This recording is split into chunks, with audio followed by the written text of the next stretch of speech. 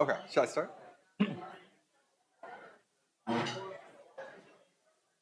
Okay, we are really excited to be here for the third annual Richard Cooper Memorial Lecture. The first one was given by Larry Summers. I had a chance to do the second one, and we're trading up for the third one with Ken Rogoff, which I'll say in a moment. But let me just say a few things about Dick Cooper, and I know Ken is going to say more as well. He was a scholar of remarkable breadth and relevance, had a career that spanned a half century and started on international macroeconomic cooperation, then became one of the leading people you needed to read and think about if you wanted to work on climate change, international development, exchange rates, national security at the intersection of economics, and so many other issues. He did this as a scholar, as a senior official in government, as an academic administrator, as a public intellectual, and most important to me personally, he did it as my next door neighbor. When I moved back to Cambridge 8 years ago, moved next door to Jen, more about her in a moment, and Dick, my children would throw balls over the fence into their yard. We'd end up in their house, sitting with him surrounded by piles of books, piles of old FTs, piles of articles that he was still writing for Foreign Affairs and other places, just extraordinary, exciting, stimulating, wide-ranging conversations up until the very end of his life. An important part of those conversations is the person that is sponsoring this lecture series and has made all of this possible, which is his widow, Jen Cooper. Why don't you wave to everyone, Jen? Who is also a regular attendee at economics seminars at Harvard, a regular conversationalist about all of these topics. On Sunday night, she was over for dinner, asked me what I thought of stable coins, and I told her the definitive answer to that question, which is ask Ken Rogoff. And that brings us to our speaker today. Everyone knows Ken Rogoff, the Maurits Boas Professor at Harvard University, former chief economist of the IMF. He basically established modern international macroeconomics, contributions in everything from the theory of central banking to the practice of Chinese real estate, and is the author of numerous books, including most recently the tour de force that just brings all of that together in just a really, really amazing way. Our Dollar, Your Problem. And so, Ken, I think you're going to speak for about 20 minutes. We're going to talk for a bit together and then open it up to everyone's questions. So thank you in advance.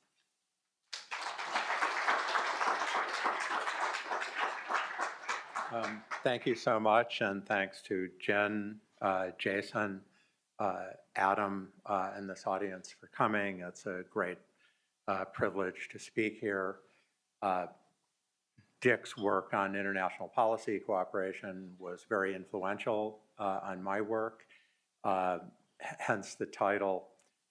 I got to admit, we're not in a great period for international economic policy cooperation right now, but that's another point. I knew Dick for actually 50 years. I knew him as an undergraduate at Yale, but he was, as Jason said, an incredibly vibrant colleague. And just one point I want to make is that he was, very vigorous debater.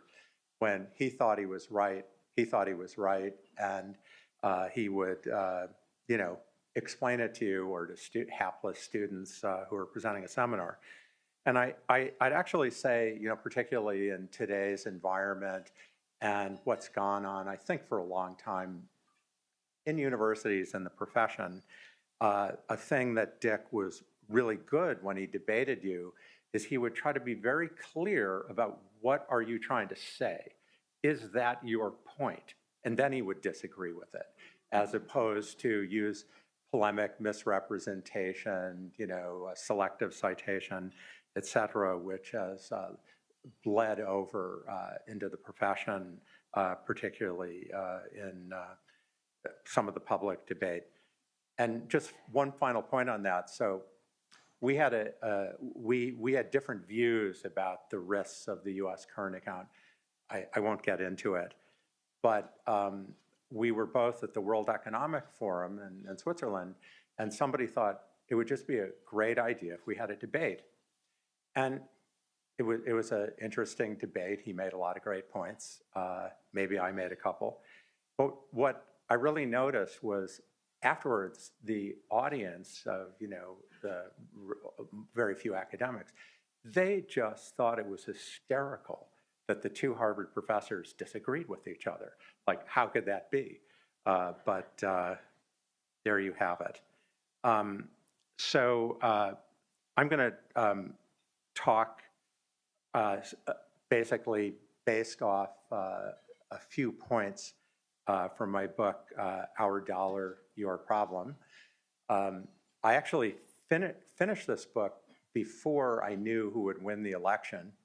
And I'm grateful for that because I don't know what I would have done. I had thought of changing the title at the last minute to Our Donald, Your Problem.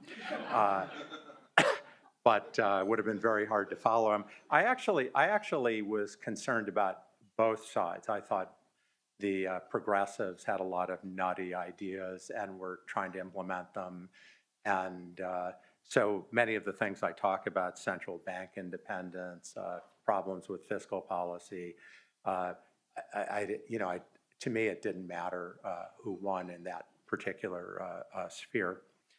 I'd say the reason I wrote the book was I did feel we were at a hinge moment in history. I mean, little did I know, but I felt that in kind of looking over where the world was going geopolitically, economically, and I thought it was sort of a good moment to take stock and try to give historical and analytical perspective.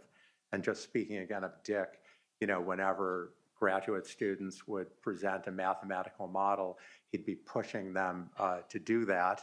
And so I think I was taking a page out of his book. And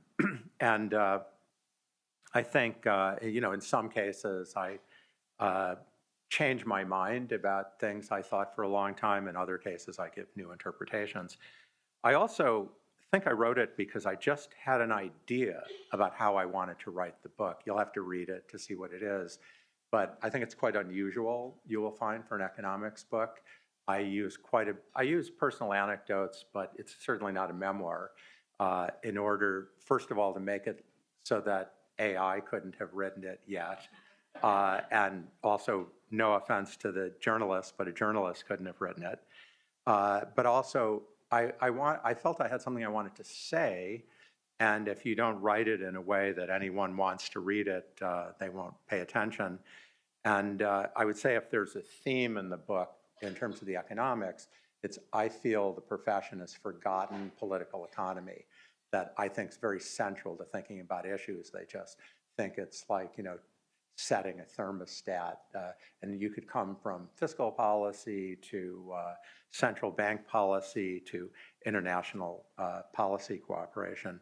There are a few specific issues that I'd worked on a lot the last 10 years where I felt I wanted to emphasize them more in this way.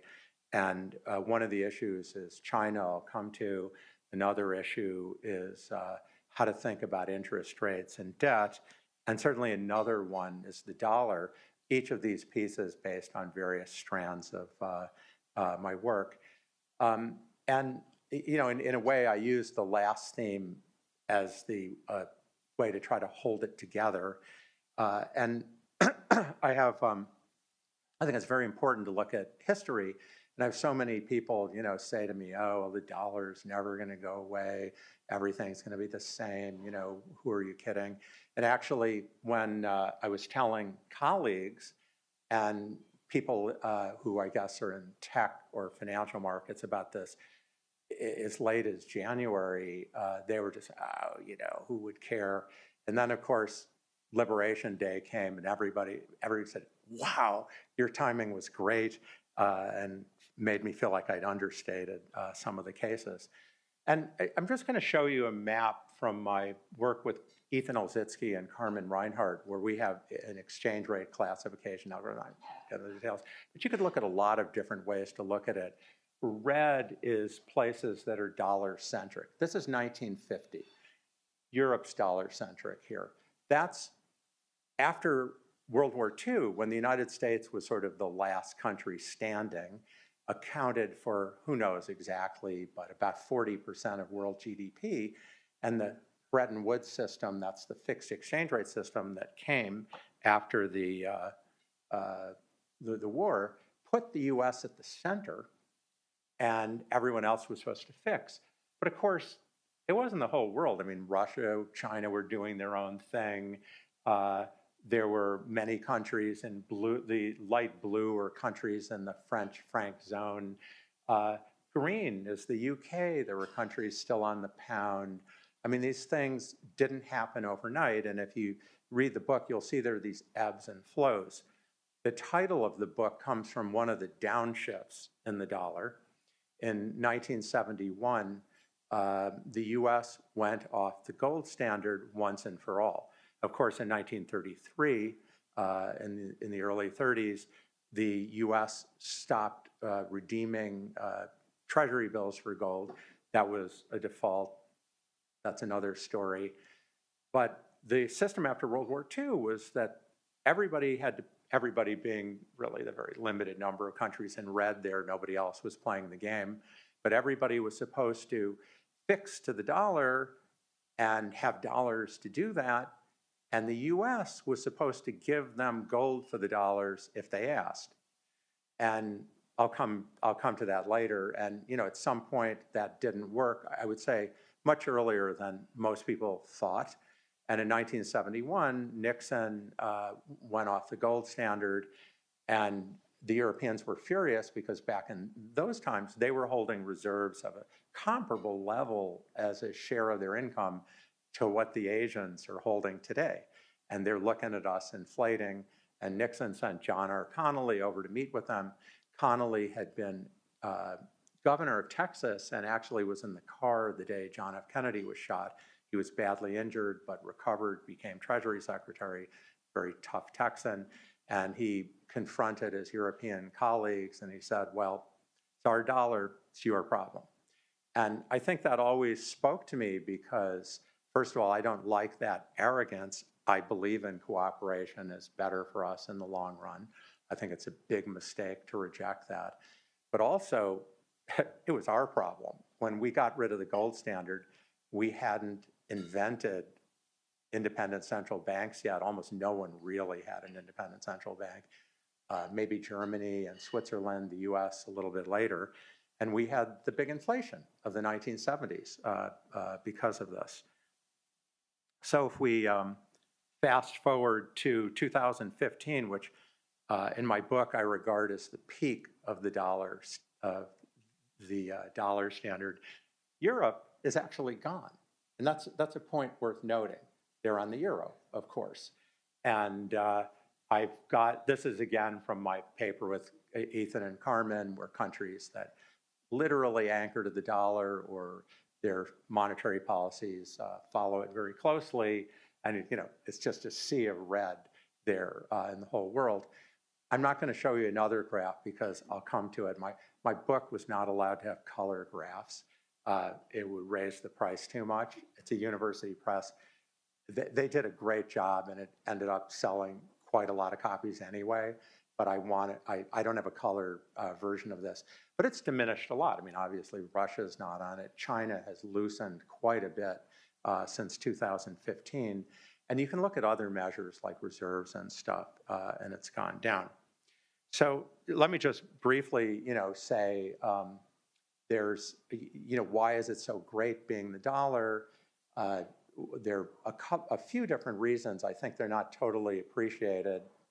One is, of course, you get a lower interest rate for a given amount of borrowing. It doesn't just say the US gets a lower interest rate than Germany. It says the US gets a lower interest rate controlling for borrowing. The second one is that part of this is because of dollar dominance. the US is the back office to the financial world. A lot of clearing goes through the United States, and that gives us a lot of information. That's why our sanctions are so effective. And of course, one of the reasons that I think eventually China just can't stick with the dollar is eventually they're going to try to acquire Taiwan, and we're going to put financial sanctions on them as much as we can. They know that, and they're preparing for that. And I think a lot of other countries feel that way. I don't have time in the limited space to talk all of the issues around exorbitant privilege, but it's not. There's one concept is the low interest rate you get on debt. Another is that the United States has been the banker to the world, and we were able to invest a lot in the rest of the world at a time. And when Giscard d'Estaing, who was then prime minister and later became president of France, coined this phrase exorbitant privilege, what made him mad was not so much just having to hold the treasury bills, but Americans seemed to be buying up Europe, building factories, getting very big profits from these factories. And one of the pictures I couldn't put in the book because it just wouldn't be good, not in color, was my Aunt Henrietta actually was one of these people. She designed shoes, or she aspired to, but it was too expensive to make them in New York. She moved to Italy and produced shoes there, which she imported back into the United States. And I tie this to a lot of other things, but this is actually a picture of her shoes from McCall's magazine in 1952, done by Andy Warhol, which she commissioned. And I follow through in the book, had she only bought this picture instead of treasury bonds, which she had in the 1970s, she would have been a lot richer.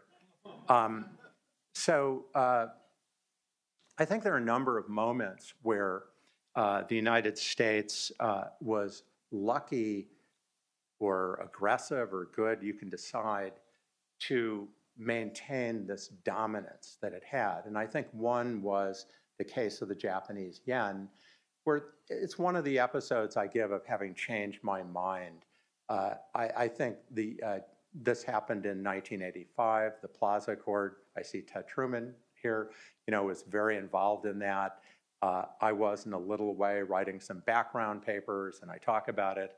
And the accord itself didn't do everything, but the accord and the period that followed was a huge screw up for Japan. This is the yen falling from 260 yen per dollar to down, it hit almost 120. It fell by more than in half in a short period.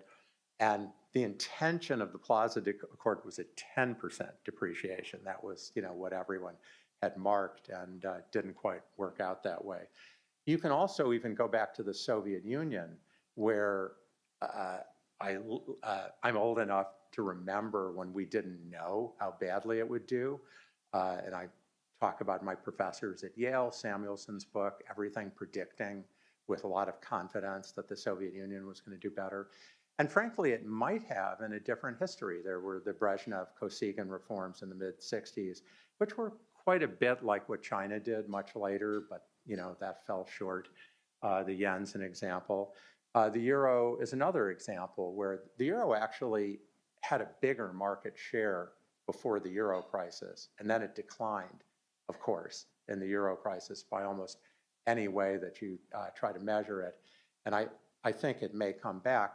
I will advertise a paper, not yet public probably, so I can't say too much about it, that's coming out next week's Brookings by Tarek Hassan, who's an amazing professor at Boston University, who's another student of mine, who basically makes the point that if you make the tariffs much higher, the US just won't be the reserve currency, it will be the euro.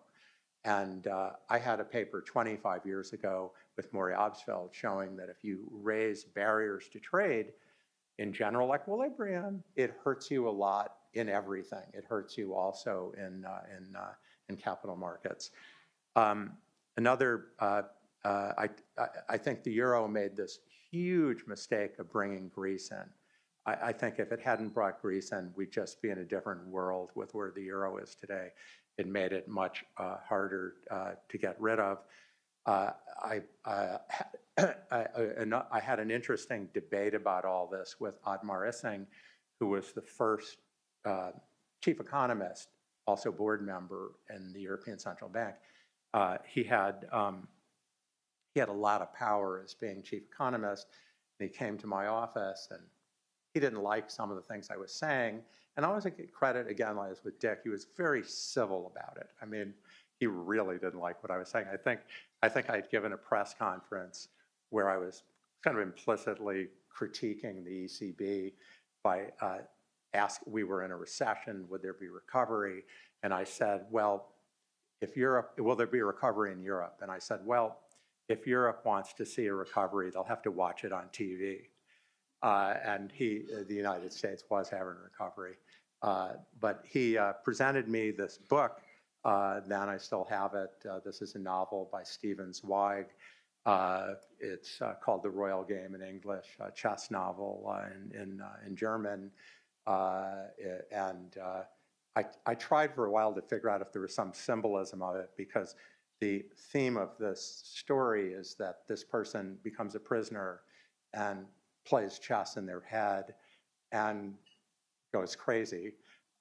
Actually, if you've ever seen, was it Fight Club with Ed Norton, it's basically the same idea. But I later determined he just wanted to disagree. I go on to talk about China, where I think they stuck with the dollar for too long. They were wrong, I think, and I think they're paying part of the price for this. This is another picture I couldn't put in the book. This is the Chinese Executive Leadership Academy in Pudong. I gave a talk there in 2005, and that's where you go to move up to a higher job. It's like their business school, and you get retrained. And I was shocked because people would ask very candid questions. I couldn't believe it, in front of everybody. And I was told, here you're allowed to say anything. And I think about that again, some days in our environment. So I did, as Jason mentioned, I had been very concerned that China would have a growth slowdown based on real estate. But until I met Yuan-Chen Yang, who's now at the IMF, who came as a graduate student visiting Harvard, I didn't know how to put meat on that. And she's just amazing. And we did a series of papers together, which when they first came out were rejected by the China scholars, rejected by the journals, and just thought to be crazy, saying that China was running out of steam. Our first papers were in 2019. It was, called, about the China housing bubble and infrastructure bubble. One of the most striking statistics we had was just how much they had built in China, the overbuilding. And this is a measure of per capita housing space that we had. And another shocking thing is this is a measure of it gives both 2022 and 2023, but the value of the Chinese housing stock at market prices compared to their everything else. And of course, if you have a housing problem there, and people think housing prices are going down, and everybody thinks housing prices are going down, it has a tremendous effect. We not only had trouble steering this through academics, it's eventually done very well, and we have a Brookings paper coming. We also, of course, Chinese didn't want to hear about it, but that's changed. So Yuan-Chen was censored. The IMF let this through, but with like a year delay and everything once she got there. I mean, for understandable reasons, but she was just awarded this prize given every 2 to 3 years in China for the top young economist in China. So that's totally official. This is basically her body of work. And so it's really remarkable that I go from, you'll see this episode in the book where I'm in 2016 talking about this to the China Development Forum and wondering if I'm going to be allowed to leave the country. And now I think it's more accepted. There's also crypto. The world underground economy, according to World Bank estimates, is over 30% of GDP in developing countries and 17% of GDP in the advanced countries. The underground economy is tax evasion. And there's illegal activity, terrorism, everything, but tax evasion is the big one. There are many different ways to try to estimate this. I have one that I think is kind of cool that just came out in a paper this year, which looks at Europe, looking at how much value-added taxes they collect and what they ought to be collecting based on surveys that they do, the European Commission does in different countries. And this is just a little table giving our mean estimate for what the tax evasion is. And then we actually give annual estimates. That's the standard deviation. They correspond remarkably to what people have gotten completely different methods. They're not all the same, but they correspond remarkably. However, my Stephanie Stancheva, who's just won the Clark Medal in the US, she's French-Bulgarian, has a lot of family in Bulgaria, and so you see Bulgarians 20%. She's, that's not right. You just don't know what you're talking about. I said, what do you mean? It can't just be 20%. It has to be something a lot larger. I spent a lot of time there. Nobody pays taxes. But I make this point because that's the market for crypto. There's a big market, and I have some papers about this with Carmen Reinhardt and Clemens Graf von Weizsäcker, who showing that crypto is being used for capital flight using some, I think, kind of cool methods. In the process of doing, this, Clemens was in Lebanon for a while, personal reasons. So he was in Lebanon for a period and couldn't get any cash. And he actually had Bitcoin. And so he wandered around Beirut to find a place where he could exchange it. And he found this place. I didn't put this in the book. I'll explain why. But I've taken as much identifying marks out of the picture as possible. He wanted to trade Bitcoin and found himself in a very sleazy part of Beirut. And so he got cash. And he's able to see at least one of their wallets. They're doing $100,000, $1 million. He can see what's going in and out of it. And there was only one guard. And they're using cash, paper cash that you're being handed for your Bitcoin back and forth. And there was only one guard outside. And he later realized, oh my God, this is a Hezbollah bank. And this is how they're laundering money. And the reason I took all the identifying marks out, and I didn't want to put it in the book, is I definitely very pro-Israel, but I didn't want to give them a bombing site that they would have. So let me just conclude with talking about the US data. I apologize, Jason, I've ran a bit over. There's something called the Triffin paradox, which it was a prediction of Robert Triffin at Yale, who was actually there when I was an undergraduate, and I unfortunately didn't take his course. But he basically said the US is getting a smaller and smaller share of world GDP, and our gold stock's not really rising at that rate. So how can you guarantee the dollar's good as gold? Eventually it blew up. There's this notion of a modern day Triffin paradox, where you look at US debt held abroad as a share of GDP. It's about 30% now. And the US share of global GDP has been steadily declining. And there are concerns that it may, that it may cause problems. I won't talk about it here. But one of the themes I pick up is that I think what's changed is that we go through very long cycles in interest rates. This is from the American Economic Review a year ago, a paper with two other former students, Barbara Rossi and Paul Schmelzing. I said, again, as with all my other students who far surpassed me in their technical competence and everything. But we look at 8 centuries of data, and if you look at the US and the United Kingdom individually, as I do in the book, you get a similar view where it's very, very volatile. It's not as volatile as it looks, because if you stretch out 8 centuries, they don't look as volatile. And then the blue line is an attempt at a smooth curve. And it's declining, although if you go back starting about 1900, it's not so obvious that it's been declining. And I draw a little circle there about what I call the Rachel Summers period. That's a wonderful Brookings paper by Lukasz Rachel and Larry Summers, written in 1919, where they focused on that period where I've drawn the circle and just declared there's a declining trend in global real interest rates. I'm trying to speak quickly, and I apologize. This is a measure of the long-term real interest rate here.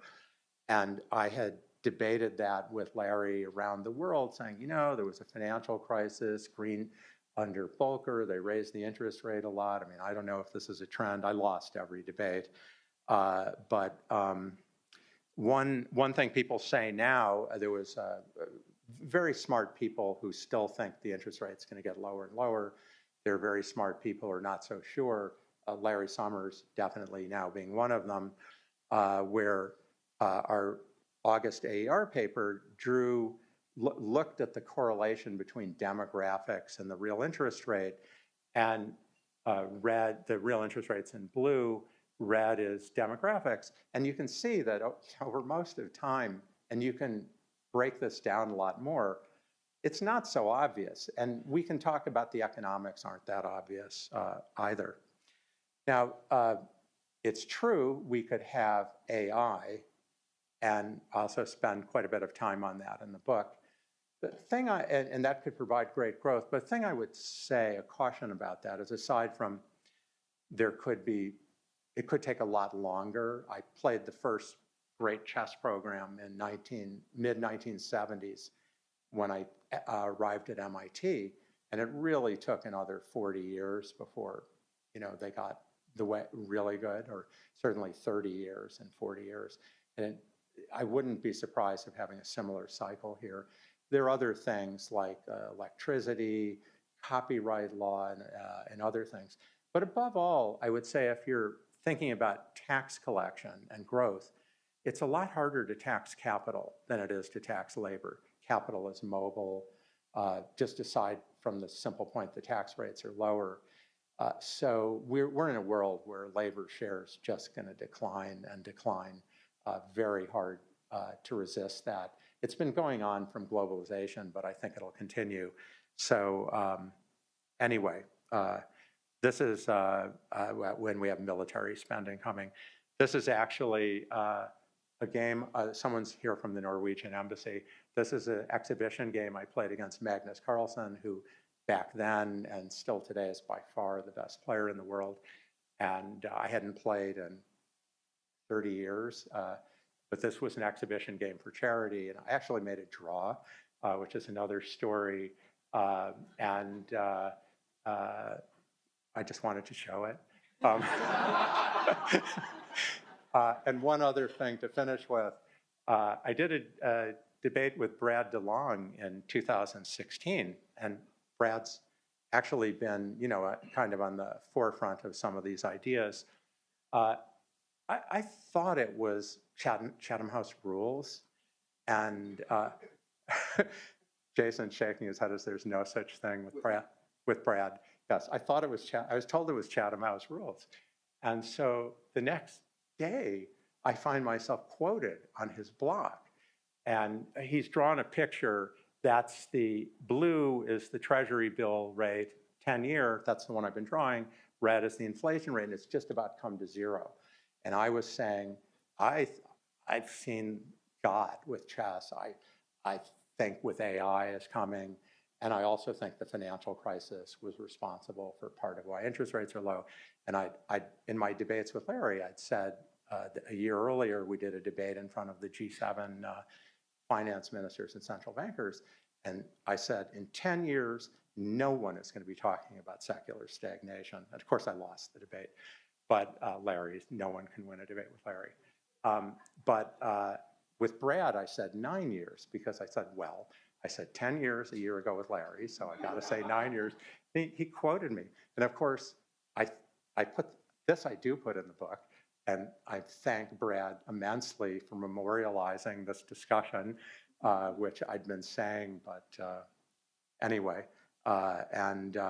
This is my earlier book, This Time is Different, with Carmen Reinhardt. And there's some elements of similarity here in trying to, people extrapolating what are really short-run trends, which maybe aren't without taking some perspective on longer history. So let me stop there. I ran way over. But.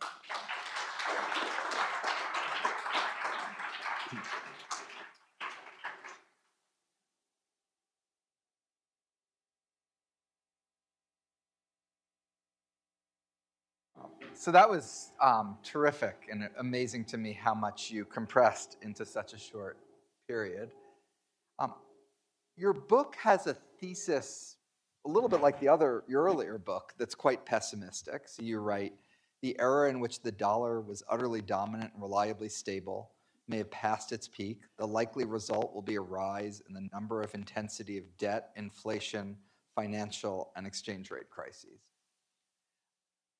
There was another way to read your book that you didn't really call out, which is just this incredible accumulation of knowledge through research you've done, research your students have done, experience with things like the East Asian crisis, all of this getting embodied in an institution, the International Monetary Fund, which is, for whatever its failings, is sort of unfailingly rational and takes this on board.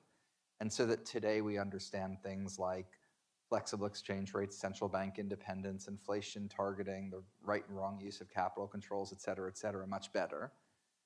And so we're all sort of in better shape and safer. And that's why, for example, during COVID, when I'll be impolite enough to say, we had you as a guest, you were talking about global financial crisis. And other than one or two countries, we didn't. So is there a more positive story, and a positive story in which you're sort of the hero?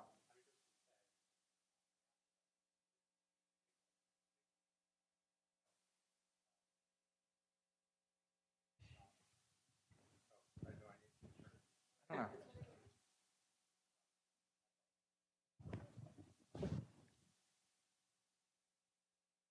Can you hear me now? Oh, great. Sorry, apologies. Yeah, I mean, the developing world is just in horrible shape, never been worse. They've stopped converging. They're all basically, in default. And we've had a lot of frontier economies which are in default. But yes, absolutely, it surprised me. I was just talking to Jerry Caprio, who's here and done important work on the documenting financial crises. And yeah, absolutely, I was surprised by that. I certainly. But how much do you think that actually does reflect that the combination of ideas and experience, good advice from the IMF, and things like when Sri Lanka had its crisis, that didn't spread anywhere, very different from Thailand in 1997. I just in brief, I mean, I think we have to give the IMF credit for the fire prevention of actually putting in sprinkler systems and making sure doors open the right way and stuff makes a difference. And very concretely, I think there was a move to domestic debt. There was a lot of reserves. Now, you have to say, I mean, there are other sides of this. They haven't grown, maybe partly because of this, but yes. If you say my book's depressing, not if you're China or Europe. I mean, I think they have wanted a more multipolar system. Historically, we've often had long periods of multipolar systems. But the transition, part of what I think the problem is, I worried a lot about central bank independence in the book. And I'm a big fan of central bank independence. I think I wrote the first paper about it. of explaining, how it would work and how you should use it. But there's been this period where if you look at what the left was doing, trying to get central banks to do everything, I describe it as mission creep. Scott Bessent has recently described it as gain of function. But either way, I mean, I saw problems in that, and I saw problems on the other side. And as far as deficits go, you know better than anyone, neither side really wants to hear about it. And so we haven't made any adjustments. So yeah, I'm prepared to be wrong, although I would want someone to, and you did, take what I said as opposed to misrepresent what I said, which I certainly experienced in spades. And you just said China and Europe are happy about it. I mean, I was in Europe last week and they all seem incredibly pessimistic about their productivity growth, their economic trajectory. None of them seem to be looking at the United States as self-immolation, as they're going to rise comparatively. They think they'll just be dragged down with it. You talked about all the problems that you documented, that you unearthed with China. Do you think it's sort of zero sum and like the dollar falls and they rise versus nothing else rises and it doesn't work as well? Yeah, I mean, they're not globally happy about the US chaotically turning the global order upside down, but Europe and China have both been looking to build their own back office, basically. Europe's doing this a different way, but they're both trying to do that. And the Chinese, clearly it's intolerable to have the US control so much information. And my impression is the Europeans don't like it very much either. And how much is that a national security issue versus there's some other benefit to China establishing this? And maybe they're ultimately the same if we can't punish them economically. Power, it's national security / power. When Europe didn't want to go along with us on Iran, I happen to think we were right about it, but they didn't want to go along. We forced them to in 2014 through our financial system. And we can see what we're doing, trying to do to Russia, to other countries. But money is power. There's no question about that. In fact, one point I have a lot on is this whole idea that you could be the reserve currency without being a global military power is a joke. I mean, there are lots of reasons for that, very crude reasons, some subtle ones. So Larry Summers has the famous argument for why we're going to keep our reserve status, that Europe is a museum, Japan is a nursing home, China's a jail, and Bitcoin's an experiment. And we're a nut house. Can't remember when he first said that, but everything's just trended in those directions relative to when he said it. Europe is sort of more of a museum, Japan is older, and China's walls have gotten a little bit higher. Well, Japan's not the competition. I mean, it's really China and Europe, and but it sounded nice. No, I think forcing military. So that's a really great, tremendous quip of Larry's. Certainly, we're forcing Europe to militarize, which I think ultimately will add to their geopolitical heft and ultimately make the euro stronger as a reserve currency. China's moving its own way. The United States is, I think whichever party had won, going in a direction that's very anti-technocratic, anti-sustainability. Look, if we had Jason Furman kind of running the economy, either the Democrats or the Republicans, I personally would feel very good. Thank you. But we don't. Scott Bessent's pretty reasonable, but might be not the whole team. But I meant a team of Jason Furmans, and we don't, we don't have that. I think our politics won't deliver that for a while. And one more question about the dollar, and then go to other topics. Is Steve Mirren argued that it being the reserve currency actually hurt us, that we were paying a price for that, not getting a benefit of it. I want to hear what you think about that. I think we know. And one argument I don't remember you addressing in your book is an argument you hear from the more globally skeptical left and right, which is that the dollar's structurally overvalued, that hurts manufacturing, hurts blue-collar jobs, and distorts the whole structure of our economy, and we'd be better off with a weaker dollar and could get there without being a reserve currency. Yeah, so Steve Mirren wrote his paper in November. My book was done, and if I'd heard the idea, I wouldn't take it seriously, but I would have mentioned it. I would just say, I meant the manufacturing argument in particular, which has been around for a while. Yeah, and so there are lots of reasons that the dollar goes up and down. We're very good in tech. We're very good in biotech. We're very good in engineering. We're very good in intellectual property rights. All these things put upward pressure on the dollar and make it harder to have manufacturing. You don't produce everything. That's gains from trade. I mean, it's just normal. But actually, the first time I had to focus on this was I did Ezra Klein's podcast, and he doesn't tell you what he's going to ask you, and he wanted me to explain what they were thinking, and I said, I don't know what they're thinking. It's polemics. They're just trying to make a reason to have tariffs, and I finally reached back and satisfied him by pointing to the fact that I was quite a bit older than him, and in the 1970s, when I was watching political ads, everybody was complaining about the loss of the farmer. All the ads you saw about the manufacturing was about the farmer with their tractors. It was so terrible what was happening to America. And of course, the United States is an agricultural superpower, but there's no jobs. And it's going to be the same in manufacturing. I mean, it's got, that's whatever we might have done in 1980 to slow it down just doesn't matter at this stage. It's just not going to work. I want to talk about the deficit. You talk about it a bunch in the book. You also have a terrific new piece in Foreign Affairs that's probably the scariest version of where we're going.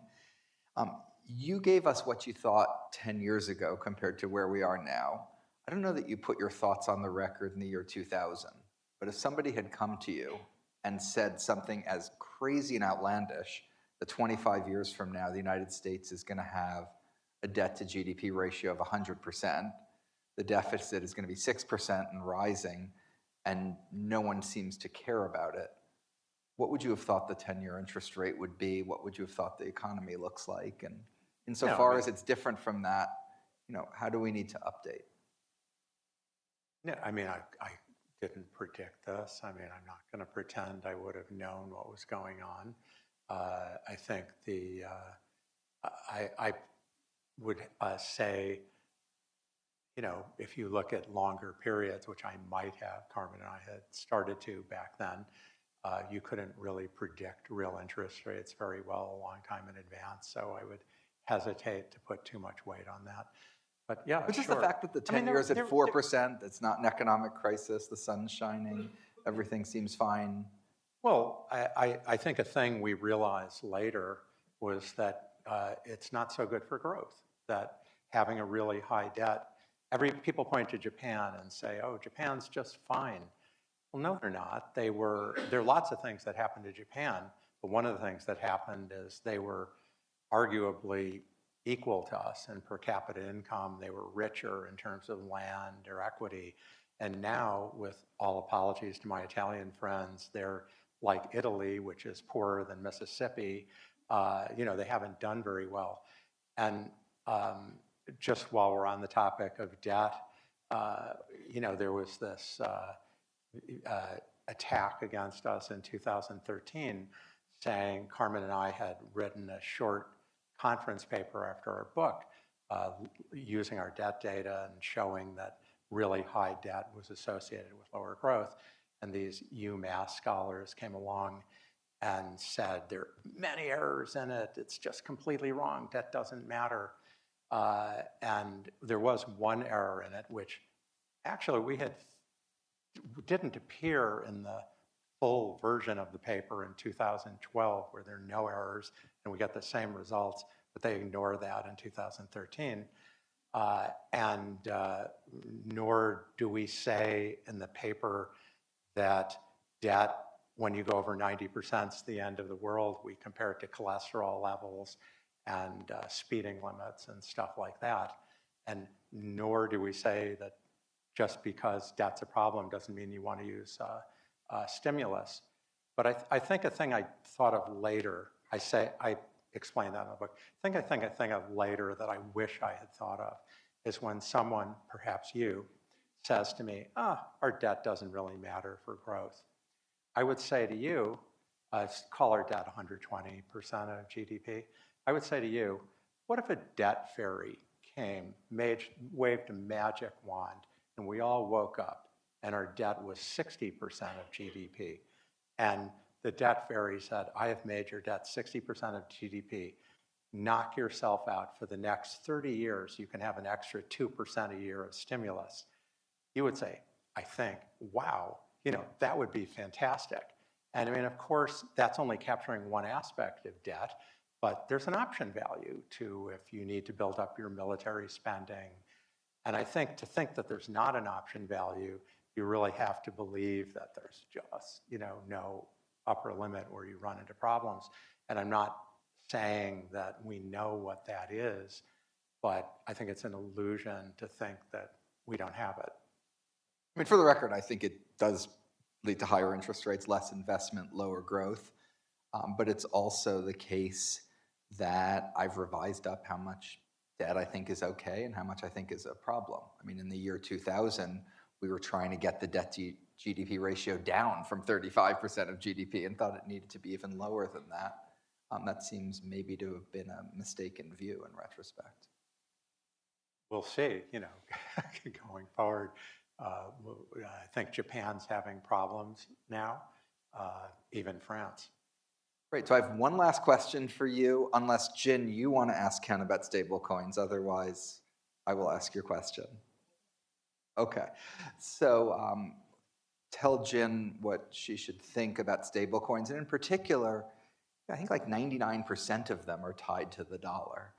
Is there a chance that this becomes a great way for us to extend dollar dominance? We're much more dominant in stablecoins than we are, in any other sphere. So I certainly think stablecoins have been the killer app of blockchain and certainly crypto version of blockchain so far. I, however, think that what we're doing with regulation is nuts. That we want to regulate stablecoins in a way where they're not just a substitute for cash, they're a substitute for debit cards, credit cards, but they're very difficult to trace the expenditures.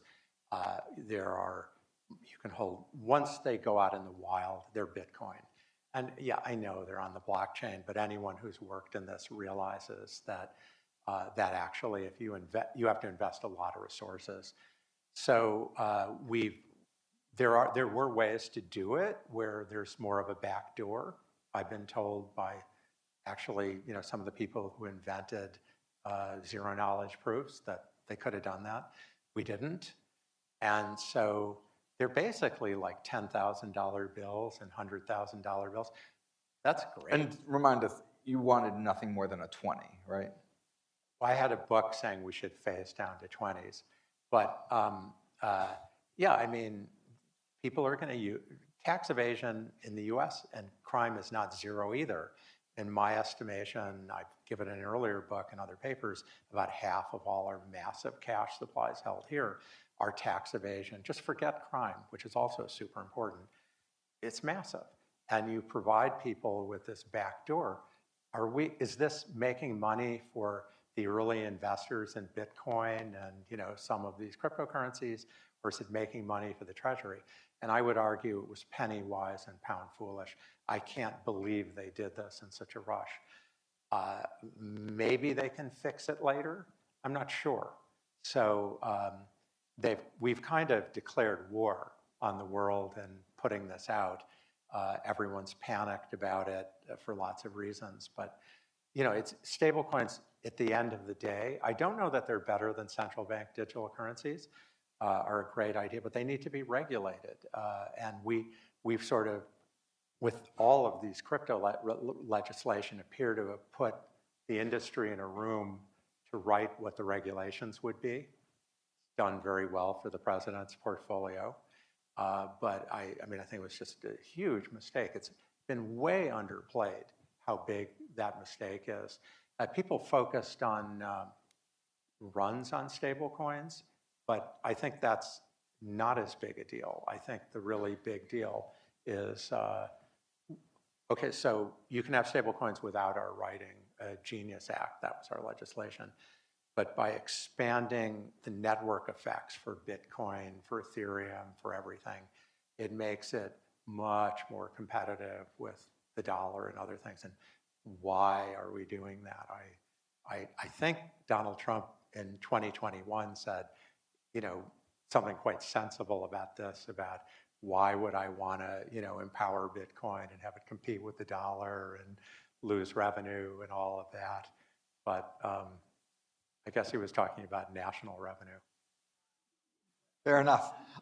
Your questions. There's a microphone there. Oh, there's a microphone roving too. Dan. And introduce yourself even if everyone knows you, Dan. I'm Dan Yergin.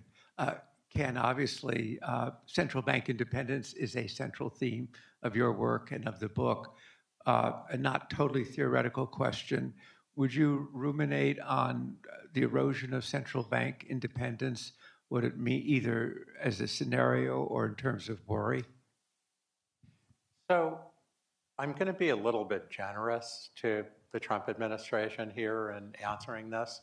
I mean, I think central bank independence is very important, and what happens if you don't have it is that on average, over very long periods, not right away, you're going to have more problems with inflation because they're just moments the politicians want interest rates to be low and they shouldn't be.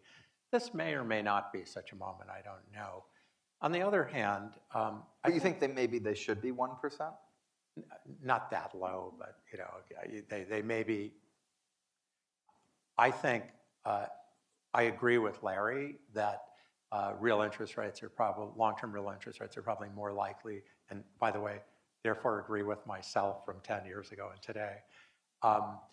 Long-term real interest rates are as likely to go up as down over any long period. And I think if you look at the longer end of the curve, the market kind of thinks that. But you know, near term, they could go down. So we could get inflation is really the concern. On the other hand, again, appeal to having Ted here. He doesn't like being called my first boss for some reason, but he was my first boss, Ted Truman. You're okay with that? Okay. Okay. Or that I embarrass him. You know, when I got to the Fed at the end of 1979, people were talking about the glory days of the Treasury. All the great thinking was at the Treasury on going to flexible exchange rates. All the papers we were citing. And of course, today, it's very hard to maintain anyone at the Treasury for reasons you know, especially since, starting with Carter, but then especially since Reagan, they just don't pay anything.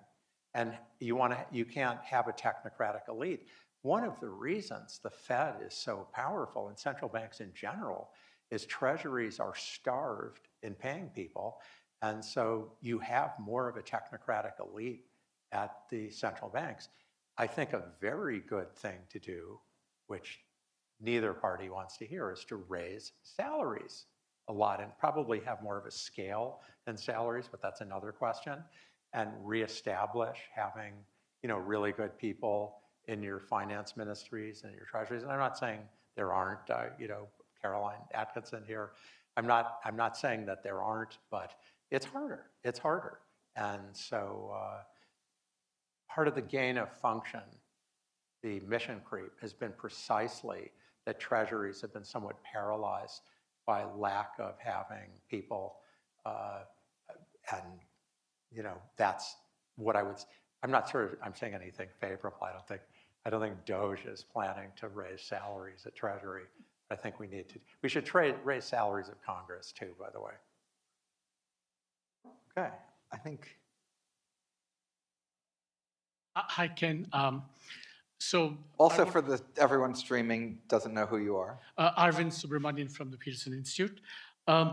So I want you to kind of maybe look globally around the world, because you mentioned, convergence, as we documented, happened from about the 90s, but it slowed down again. But if you were to use chess as a metaphor for convergence looking ahead. Well, India is doing great. No, it's not just India. So the thought question for you is the following. It's not just India. I mean, the old monopoly of the Soviet Union and the US has been broken, and you have, grandmasters from Turkey, Argentina, all over the world. And the thing is that, what this shows is that it doesn't matter who creates the technology, but if people around the world have access to it, then chess shows that you can get convergence with a vengeance. So should we be optimistic about the future with using chess as a metaphor? Well, I mean, I think what India has done is incredible, and would suggest that, the talent there is just, incredible, that could be expressed in many things. I certainly agree with that. There are cases in other places, but it's really extraordinary there. On the other hand, part of why Russia was so good at chess was you wouldn't go into finance or, other things. I mean, it was just limited. It was one of the ways that you could rise. And I think in some extent there are economic incentives going on. It's just you have the Center for Global Development, sister organization. It's just depressing what's happened over the last 10 years, where there are hundreds of millions of net new people coming into the labor force, despite the aging demographics and the advanced economies. And there's just no obvious pathway for them. And picking on India, what did India do? They're working in subsistence farming, a lot of them. I mean, and it's a tremendous problem for the world. So I think that clock's wrong, but we're going to pretend it's right. It says 1:58, so we have time for one last question. Oh. May I proceed? Oh, sure. John Hanson, retiree from the World Bank, worked all over the world for years, came home and was shocked to discover that my own country had a trade deficit as a share of GDP that was twice as big as the worst, most suffering country I worked on, which was Sudan. Since then, I've been studying it, working on it, and just last night, I was looking at the Fed figures on debt instruments. They've dropped the TCMDO and gone to total debt securities. They have gone up from an average of about 5% of GDP in the period 50 to 70. Fourfold increase in the ratio of debt to GDP. We're now running in the order of 20 to 25. The break point, I think, is very telling. It was in the 70s when the Bretton Woods... Oh, sorry, you'll need to be faster with the question so we can have time for the answer. Okay, then the U.S. is getting $90 trillion a year, 3 times GDP, in foreign inflows. There's so much money that it's pushing down the value of the current countries. We cannot compete. What do you think we should do to restore real production vis-a-vis the finance sector, and to bring our budget into balance, not necessarily balance, but sustainable levels? So I think we'll... I think... why don't we just go to Ken to... you could write a whole new book on that, but give us a short version. A quick answer. If you want to bring down the current account deficit or the trade deficit in this environment, by far the simplest way would be to close the budget deficit, because there's a lot of economics here, but basically it's the sum of the public debt deficits and the private deficits. Having tariffs is probably going to accomplish fairly little. However, having tariffs puts up this wall, which is going to make it harder to finance our deficit. It's going to make our financial sector smaller. But no, there's no magic bullet to this. What about tax? Great. Well, we're going to have to continue that later. This is just, Jin, thank you so much for really getting this started. This has been a real testament to the memory of Richard Cooper, and I think exactly what he would have wanted this to have been. And thank you for making that happen, Ken. Thank you all of you.